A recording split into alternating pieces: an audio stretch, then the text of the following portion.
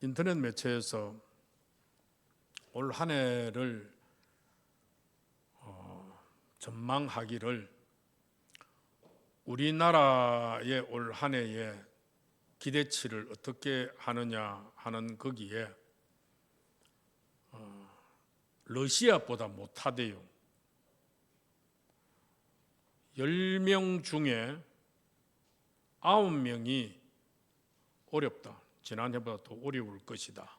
한 명만이 긍정적인 표현을 하고 9명이 그렇다, 안 좋다. 좀 잘 사는 나라 35개 국가를 대상으로 조사를 했더니 우리나라가 33등째였습니다. 2023년도를 바라보는 우리의 그 희망이 여러 나라들 가운데 우리가 꼽고 있는 것이 안 좋다라는, 좋은 쪽에서 따져보면 쭉 밀려가지고 35개 나라 중에 저 33번째 있다 하는 게 조사 그 기관이 어느 정도 신망 있는 기관인지 모르지만 그렇다라고 그렇게 발표가 되어 있습니다. 아마 인터넷 들어가면 나올 거예요. 러시아는 왜 이렇게 전쟁으로 모든 것이 지금 우크라이나에 퍼부어지고 해가지고 자원이 펑크가 나고 돈이 지금 바닥이 났는데도 괜찮을 거냐라고 하지만 그 나라에는 지금 자원이 있습니다. 유럽을 먹여 살릴 천연가스가 있고 유럽으로 보낼 석유가 아직까지 나고 있기 때문에 러시아는 그래도 한국보다 괜찮다라는 이런 그 얘기들을 하고 있습니다. 왜 제가 이런 말씀을 드리느냐 하면은 지금 현재 오늘 우리의 삶의 현장이 되게 어려운 그런 부분들은 다 알고 있지 않습니까? 정치적으로도 계속 대통령은 흔들리고 있죠.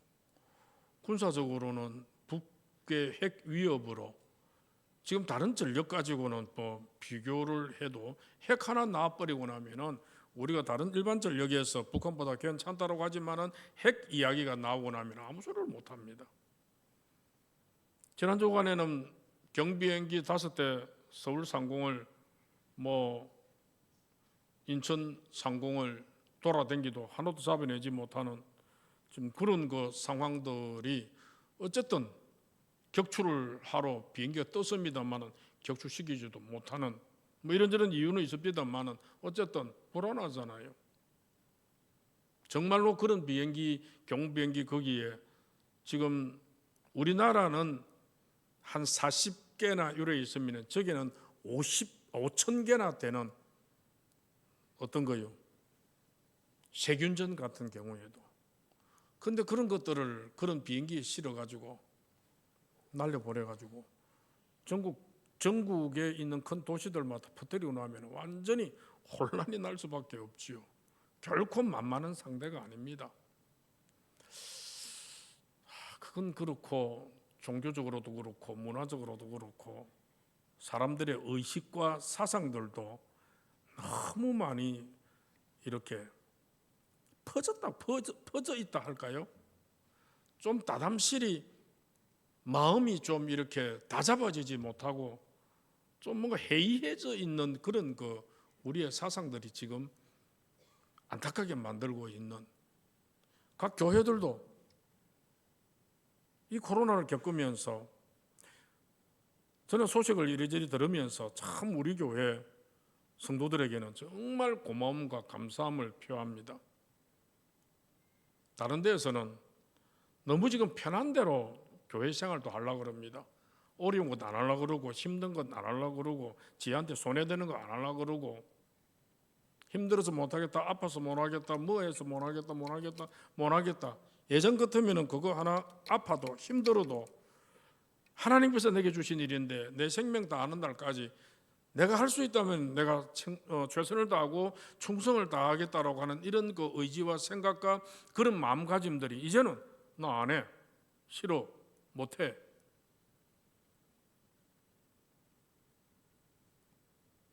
이제는 교회들 김치 안 담그려고 그럽니다. 이제는 점심 식사도 안 하려고 합니다. 다른 교회에서 들린 이야기들이 장로님들이 하는 말씀이 왜 그러냐 그러니까 힘들어서 못 하겠다는 거예요. 코로나 때문에 이거 안 하면서 안 하는 이게 자꾸 우리로 하여금 늘어지게 만들어버리고 사람을 전부 기강이 해이해버리고 충성하고자 하는 이런 것들이 전부 다 빠져버리는 이런 상태. 여러분 수월하게 하는 게 좋은 게 아닙니다. 편하게 하는 게 좋은 게 아닙니다. 사람은 어쨌든 편하게 살려고 그러고 어쨌든 문명의 이기를 마음껏 누리려고 하지만은 그게 우리를 이상한 길로 나아가게 만들고 바보로 만든다는 것을 아셔야 됩니다. 전에 전화번호 몇 개 외웠습니까? 옛날 전화번호 많이 외웠잖아요. 친구 전화번호, 아버지 전화번호, 뭐 삼촌 전화번호, 또 저쪽에 누구 전화번호 쫙 많이 외우는데 지금 사촌 동생이나 사촌 형제간들 정도 번호 외웁니까? 제가 우리 집 식구들은 다 외웁니다. 우리 애들 전화번호는 다 외웁니다. 근데 며느리 전화번호는 못 외웁니다. 아들 둘이 건 외우는데 며느리 거는 못 외웁니다. 뭐 조카들이나 우리 형님들도 내 전화번호 못 외웁니다. 옛날에 다 외웠던 거 아닙니까? 근데 왜 못 외웁니까? 들어가면 되니까 이제는. 들어와서 그 이름 눌리면 전화번호 나오니까. 그 뭐 나오는 거고 편리한 거죠. 쓰면 되지 뭐 이렇게 하면은 또 되죠. 뭐든지 지금 자꾸 편리한 것, 쉬운 것 이걸 자꾸 추구하다 보면 자꾸 우리가 바보가 되어서 간다는 것 한번 좀 생각을 안 해보셨나요? 그건 뭐 그렇다 치지만 금리는 금리대로 지금 계속 올라가고 이자를 좀 내야 되는 사업을 하는 사람이나 이런저런 사람들은 참 어려운 지경에 놓여 있는 걸 우리가 압니다. 그래서 사업을 접어야 되고 넘겨야 되고 서울 쪽에는 부동산 중개업자 사무실이 문 닫는다며요. 왜냐하니까 비싼 돈을 주고 사무실을 빌렸는데 이 좀 부동산 거래가 안 되니까 그 사무실 그 이자 낼 돈도 없고 하고 몇 달간 되어지고 하니까 이게 어렵죠. 그래서 바깥에서 사무실은 이제 넘겨버리고 바깥에서 사무실이 없는 곳에서 이렇게 편으로 주고받고 해가 뭐 일을 한다 이런 말도 들리는데 뭐 그뿐이 아닙니다. 다른 여러 가지 직종들도 마찬가지고 제가 저녁 이야기하면서도 배달 업무도 그렇고요, 중고차 업무도 그렇고요. 부산 시내 중고차 그 회사들도 한 3개 정도 엎어졌다라고 이야기합니다. 우리 둘째는 우리 우기는 11월 달에 차 한 대 팔고 그 뒤로 차 한 대도 못 팔았다 그럽니다. 이제 앞으로 어떻게 되어질지 걱정이라고 이야기합니다. 또 여러분들의 직장에 여러분들의 사업들은 어떻습니까? 그리고 직장 다니는 사람은 좀 괜찮을 수 있을지 모르겠습니다. 어떤 직장들은 주 달째 월급을 또 해서 안 줘가지고 대출을 내야 되는 이런 또 상황들도 생기기도 하고요. 저는 저 가까운 이야기를 했습니다만 여러분들은 여러분들이 가지고 있는 삶을 한번 곰곰이 생각해보면 참 좀 어렵겠다, 또 힘들 수도 있겠다 하는 이런 제 생각들이 있습니다. 미리부터 걱정하고 염려를 한 해를 시작하면서 왜 이런 말들을 하느냐? 글쎄요. 미리 알면 좋겠습니까? 다행이지 않습니까? 어려운 게 닥칠지도 모르고 흥청망청 서다가 편안하게 있다가 갑자기 닥치면 어떻게 하시렵니까? 그러나 이런 일들이 다가오고 있고 지금 다른 사람도 당하고 있고 엎어지고 있고 넘어지고 있고 실패하고 있고 이런 것들을 보면서 눈에 힘을 주고 마음을 좀 단단하게 먹고 허리들을 좀 졸라매면서 준비를 하면은 뭐가 와도 감당할 수 있고 이겨낼 수가 있지요. 이런 측면에서 오늘 우리의 신앙과 우리의 삶 가운데 올 한 해 이런 게 닥쳐올는지 저런 게 닥쳐올는지 또 여러 가지 어려운 일들과 시험들과 질고와 아픔과 여러 환경에서 우리를 곤란케 만드는 일들도 많이 있을 수가 있을 것이다 하는 이야기입니다. 자, 그렇다면 우리는 어떻게 살아야 될 것이냐? 믿음과 신앙을 가진 오늘 우리 성도들은 이러한 가운데에서 여러 가지가 우리를 지치게 하고 여러 가지를 우리를 힘들게 하는 이런 상황들이 우리 앞에 혹시 놓인다 할지라도 이러한 것들 속에서 지치지 않고 승리하며 살아갈 수 있는 길이 무엇일까? 그걸 한번 고민해 보려고 했습니다. 그 본문이 오늘 시편 46편의 말씀을 생각하면서 은혜 입기를 원합니다. 본문은 두려움으로 깊은 나락에 떨어졌다가 다시 회복한 히스기야 왕을 배경으로 쓰여진 그런 그 시편으로 조석가들은 해석하고 있습니다. 히스기야 왕 당시에 그 당시 세계를 제패하고 있었던 초강대국 아수르의 산헤립 왕이 18만 5천 명의 군사를 이끌고 유다와 예루살렘을 향해서 공격해 왔습니다. 자, 이 닥쳐온 위기 앞에 히스기야를 비롯한 왕들은 두려웠죠. 이 산헤립이 유다의 다른 지역들을 다 점령을 했습니다. 이제 예루살렘이 남았습니다. 이 예루살렘을 18만 5천 명이 삥 둘러서서 포위를 했습니다. 이 위기를 맞은 피할래야 피할 길이 없고 도망칠래야 도망칠 길이 없고 해결할래야 해결할 수 없는 그런 지금 상황에 놓인 그런 지금 히스기야와 이스라엘의 그런 상황이었다 그 말입니다. 그때에 히스기야 왕이 어떻게 했을까요? 그 위기의 상황에 히스기야 왕은 하나님을 찾았습니다. 오늘 한 두 군데 본문을 가지고 오늘 이 말씀을 생각해 보려고 합니다. 전쟁의 위기 속에서 우리의 피난처는 어디이겠는가? 18만 5천 명이 예루살렘 성을 포위해가 있을 때 도저히 도망쳐 나갈 구멍도 없고 어떻게 해결할 길이 없는 이런 그 상황 속에 시편 46편 1절에 말씀은 뭐라고 우리에게 말씀합니까? 시작. 하나님은 우리의 피난처시요 힘이시니 환난 중에 만날 큰 도움이시라. 하나님이 우리의 뭐라고요? 피난처. 하나님 우리의 뭐라고요? 힘. 하나님 우리의 뭐라고요? 큰 도움. 하나님은 우리의 피난처, 우리의 힘, 우리의 도움. 여러분, 환난은 예고 없이 찾아옵니다. 지진이나 홍수나 태풍의 위력 앞에서 우리 인간은 피할 겨를도 없이 속수무책인 경우를 우리 많이 보고 있죠. 오늘 열왕기하 18장 19장을 보면은 히스기야 왕 때 아수리의 산헤립 왕이 18만 5천 명의 군사를 이끌고 유다를 공격하는데 예루살렘을 제외한 유다의 전체가 초토화되었습니다. 이제 마지막 남은 이 예루살렘 성마저도 곧 함락할 위기에 처해 있습니다. 예루살렘을 포위한 산헤립은 하나님의 이름을 모독하면서 히스기야에게 편지를 보내면서 속히 항복할 것을 요청하고 강요합니다.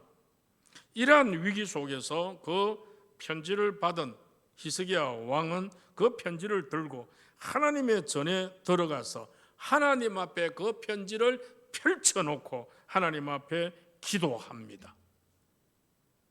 하나님만 바라봅니다. 그날 밤에 하나님께서는 아수르 진영에 천사를 보내어서 18만 5천 명의 군사를 다 쳐버리고 아침에 일어나 보니까 그 막강했던 아수르 군대 18만 5천 명 전체가 시체가 되어 있더라라는 사건이었습니다. 하나님은 자기를 의뢰하는 자들의 피난처가 되시고 큰 도움이 되셨습니다. 46편 1절을 다시 한번 읽기를 원합니다. 시작. 하나님은 우리의 피난처시요 힘이시니 환난 중에 만날 큰 도움이시라. 여러분, 하나님이 어떤 분이라는 우리가 먼저 아셔야 됩니다. 그래야만 오늘 표가 말한 대로 잠깐 가만히 있어라 이 말이에요. 움직이지 말고 끄떡거리지 말고 주절거리지 말고 방황하지 말고 가만히 있어라. 그 환경 속에서 가만히 있어라. 내가 너희의 하나님됨을 알게 됩니다. 어떤 하나님이에요? 그 하나님은 우리의 피난처 되시는 하나님이요, 그 하나님은 우리의 힘이 되시는 하나님이요, 그 하나님은 우리의 큰 도움이 되시는 하나님이다 이 말이에요. 가만히 있거라. 그 하나님을 하나님 뭐라고 그랬습니까? 내가 바로 그런 하나님이라는 것을 알리라.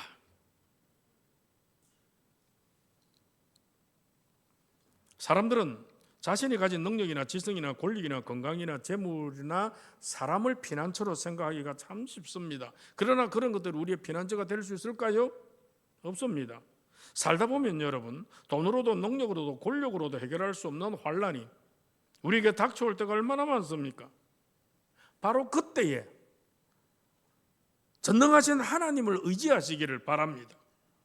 하나님을 의지하는 자는 환난 날에 하나님이 피난처가 되시고 하나님이 힘이 되시고 하나님이 도움이 되어 주신다는 것을 체험하게 될 것입니다. 혹시 고난이 온다면, 혹시 힘든 일이 온다면 그 고난은 우리를 부르시는 하나님의 신호임을, 우리를 강하게 만드시는 하나님의 은총임을 믿으시기를 바랍니다.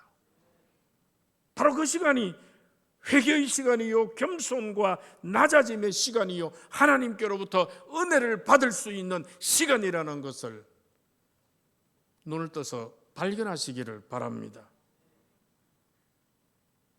두려움은 여러분, 인간의 본능이고 우리의 이성과 심지어 생명까지 마비시키는 아주 맹독입니다. 환난이 닥쳐올 때 제일 먼저, 어려움이 닥쳐올 때 제일 먼저 우리에게 다가오는 것은 뭘까요? 두려움입니다. 그 두려움이 막연한 것이 아니라 현실적인 것이 되어지면은 참 심각해집니다. 돈이 별로 없는 사람들이 별로 없는데 갑자기 뭔가가 꼬여가지고 갑자기 한 달에 150만 원씩 이자를 내야 된다면 할 만 안겠습니까? 막막하겠습니까? 지금 팔려고 해도 팔 수도 없는 상태. 정말 현실적으로 나가면 이거 어떻게 해야 될 것이냐? 또 어떤 게 있을까요? 제가 한번 드는 게 있을 때 그렇습니다.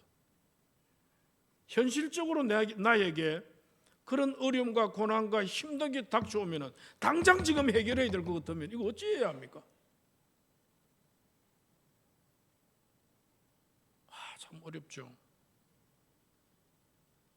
초강대국 아수르의 사내립이 당시에 그 세계적으로 볼 때는 유다는 미미한 존재입니다. 유다가 이스라엘 뭐 힘이 있습니까? 아무 힘 없습니다. 뭐 전투력이 있습니까? 무기가 있습니까? 이 사람들은 별로 그런 것도 없어가 블레셋 가사에 내려가 가지고 호미도 그것을 만들어 오고 낫도 그것을 만들어 올 정도인데, 산헤립의 위험은 마치 땅이 흔들리고 산이 바다 가운데 빠지고 바다가 큰 소리를 내며 모든 것을 삼킬 듯이 거세게 몰아치는 상황하고 같은 그런 상황이었습니다. 그러나 히스기야는 이러한 상황을 만나도 두려워하지 아니할 것이라고 선언합니다. 2절 3절에 뭐라고 그럽니까? 시작. 그러므로 땅이 변하든지 산이 흔들려 바다 가운데 빠지든지 바닷물이 솟아나고 뛰놀든지 그것이 넘침으로 산이 흔들릴지라도 우리는 두려워하지 아니하리로다. 어디서 나온 이야기입니까? 어디서 나온 이런 배짱입니까? 이런 절망적인 위기 가운데서도 나의 피난처 되시고 나의 힘이 되시고 나의 큰 도움 되시는 하나님을 의지하고 하나님을 믿는 믿음에서 나온 것인 줄 믿습니다. 하나님을 대적하는 산헤립의 그 악한 세력을 이기신 하나님께서 함께 하시기 때문에 그런 일이 있을지라도 나는 두려워하지 않을 것이다. 그 고백입니다. 이 고백 우리도 여러분 할 수 있겠습니까? 하시기를 바랍니다. 우리가 사는 이 세상은 지진과 쓰나미 같은 참 많은 환란이 있습니다. 살아가다 보면 좋은 일도 있고 안 좋은 일도 있고 기분 좋을 때도 있지만은 참 힘들 그럴 때도 많이 있습니다. 땅이 흔들리고 바닷물이 솟아나고 바닷물이 넘치는 이런 큰 폭풍을 만날 수도 있습니다. 한 가지가 아니라 여러 가지 어려움이 한꺼번에 우리를 덮쳐낼 수도 있을 것입니다. 그러나 그러할 때 우리는 두려워한다고요? 두려워하지 마시기를 바랍니다. 우리는 그러한 일이 있을지라도 우리는 이겨낼 수가 있습니다. 땅이 흔들리든지 변하든지 산이 흔들려 바다 가운데 빠지든지 3절에 나오는 대로 바닷물이 솟아나고 뛰놀든지 그것으로 넘쳐으로 말미암아 산이 흔들릴지라도 오늘 우리가 두려워하지 않는 것은 무슨 이유일까요? 우리의 피난처 되시는, 우리의 피난처 되시고 힘이 되시고 큰 도움 되시는 그 권능의 하나님이 우리와 함께 하시기 때문입니다. 또 한 역사의 현장을 볼까요? 출애굽기 14장으로 넘어갑시다. 이제는 저 앞으로 여러분 성경 가지고 오시죠? 여러분 성경은 꼭 갖고 다니셔야 됩니다.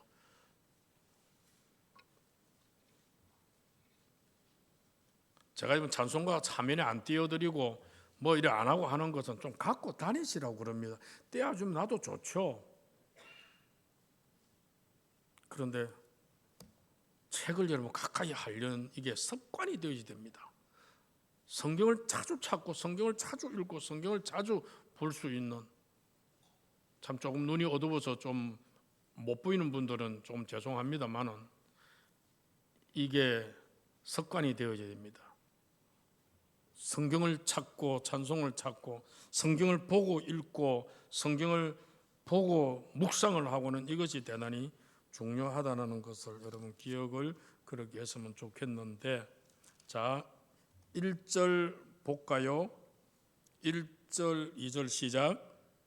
여호와께서 모세에게 말씀하여 이르시되 이스라엘 자손에게 명령하여 돌이켜 바다와 믹돌 사이에 비하히롯 앞 곧 바알스본 맞은편 바닷가에 장막을 치게 하라. 5절입니다. 시작.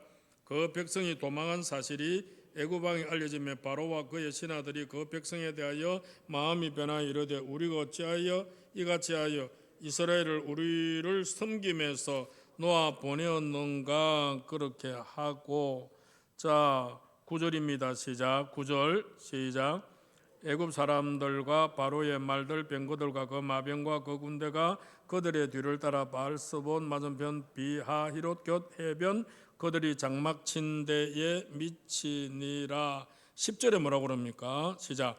바로가 가까이 올 때 이스라엘 자손이 눈을 들어본즉 애굽 사람들이 자기들 뒤에 이른지라. 이스라엘 자손이 심히 두려워하여 여호와께 부르짖고, 11절은 모세를 원망하는 것이고 12절도 모세를 원망하는 것이고, 그때 13절에 14절까지 시작. 모세가 백성에게 이르되 너희는 두려워하지 말고 가만히 서서 여호와께서 오늘 너희를 위하여 행하시는 구원을 보라. 너희가 오늘 본 애굽 사람을 영원히 다시 보지 아니하리라. 여호와께서 너희를 위하여 싸우시리니 너희는 가만히 있을지니라. 자, 그 뒤에도 읽어냅니다. 여기까지는 제가 중요한 부분들 1절에서 14절까지 중요한 부분들을 짠짠짠짠 그렇게 읽었습니다. 잠깐 설명하겠습니다. 이 본문에 보면은 애굽의 람셋에서 출발한 이스라엘 백성들이 광야에 도착한 이후에 하나님께서 그들의 방향을 돌이켜서 바알스본 맞은편 바닷가에 홍해 바닷가에 장막을 치라고 그렇게 명령을 하십니다. 상식적으로 생각하면 계속 가야 합니다. 계속 광야길을 가야 합니다. 바닥에 장막 치면 안 됩니다.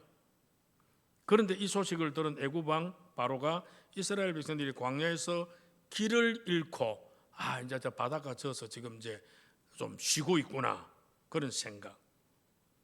그래서 바로는 이스라엘 백성들이 광야에서 헤매고 있었기에 다시 잡아와서 그들의 노예로 사용할 악한 마음을 가지고 있었고 하나님은 또 그 마음을 허락하십니다. 사용하시죠.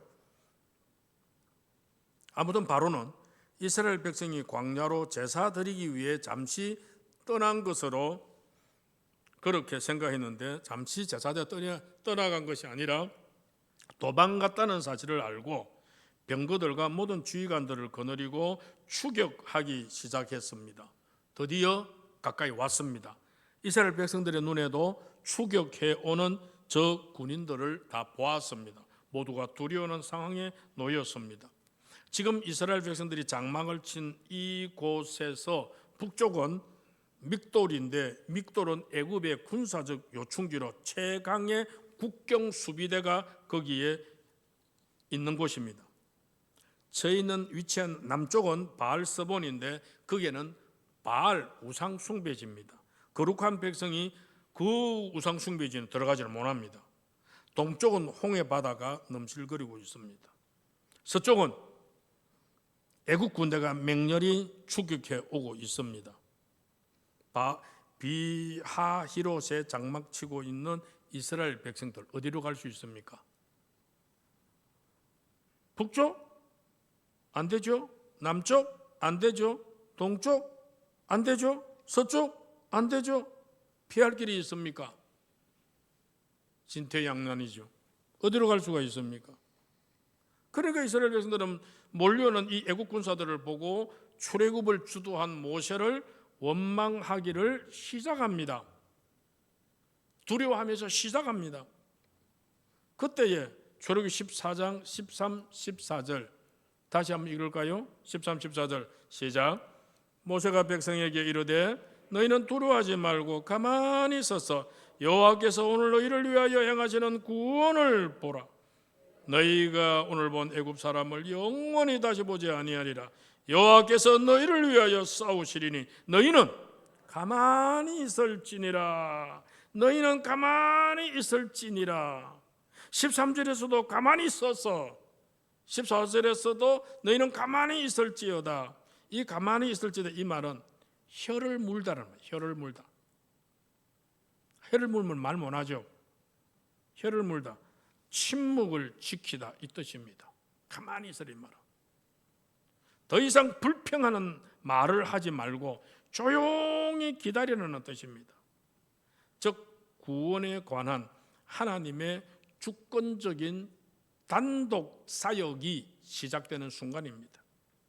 최선을 다한 후 인간으로서 더 이상 어찌할 수 없는 극한 상황에서 마지막 한 가지 꼭 필요한 것은 그 상황을 하나님께 온전히 맡기는 믿음입니다.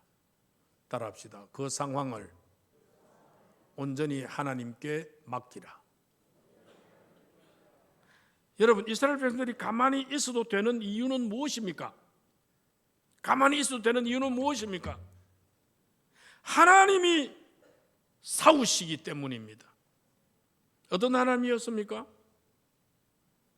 애굽에 10가지 재앙을 내리신 그 하나님, 그러므로 이스라엘을 해방시킨 하나님, 18만 5천 명의 아수르 군대도 새벽에 천사를 보내어 한 방에 몰살시켜버렸던 그 하나님, 기세등등하고 맹렬한 애굽의 군대를 홍해 바다를 갈라지게 함으로 백성은 건너가고 애국 군사들을 모두 바다에 수장시켜 버리신 그 완전하신 능력의 하나님,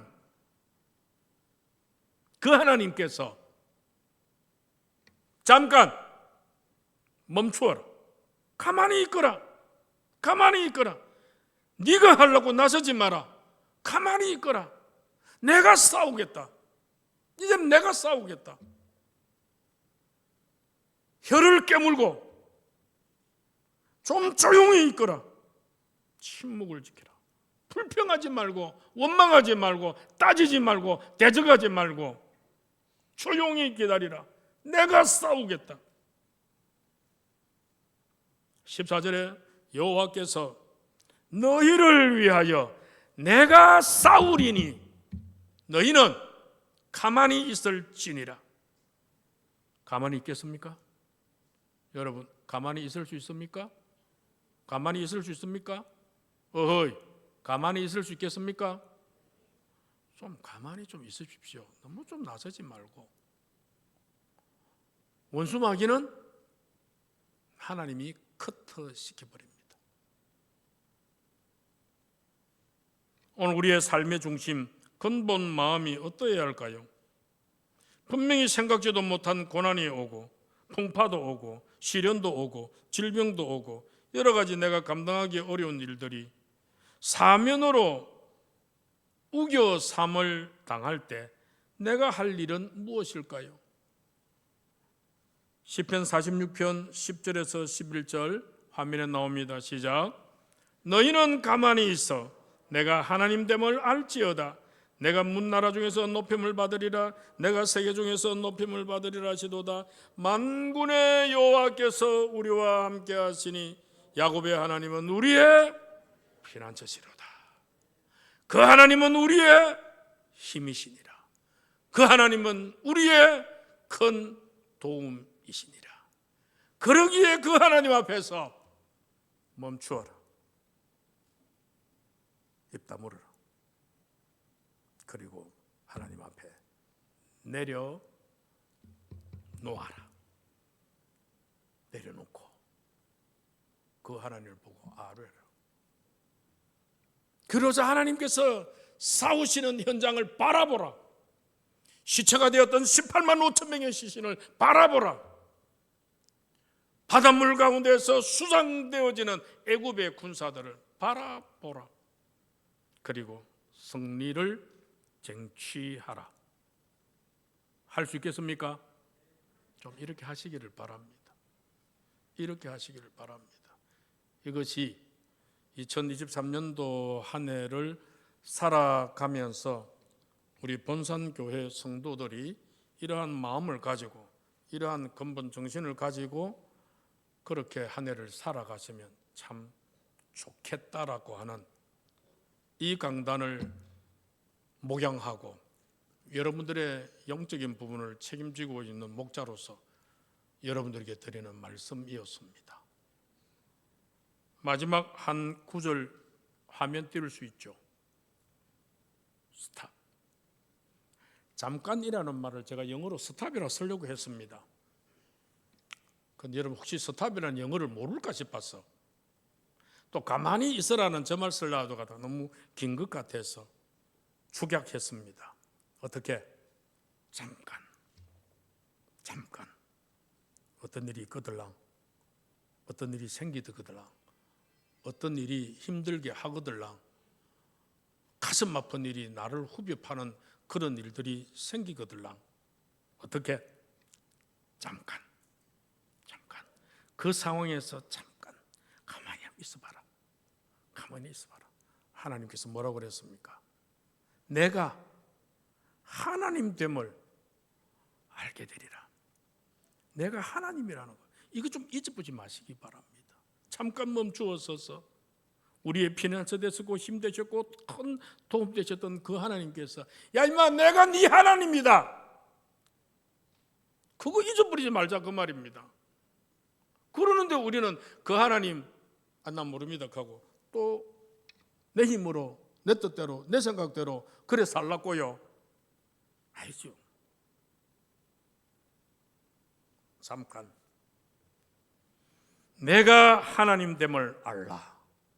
자 밑에 거 세 분 같이 합시다.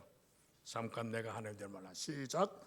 잠깐 내가 하나님 됨을 알라.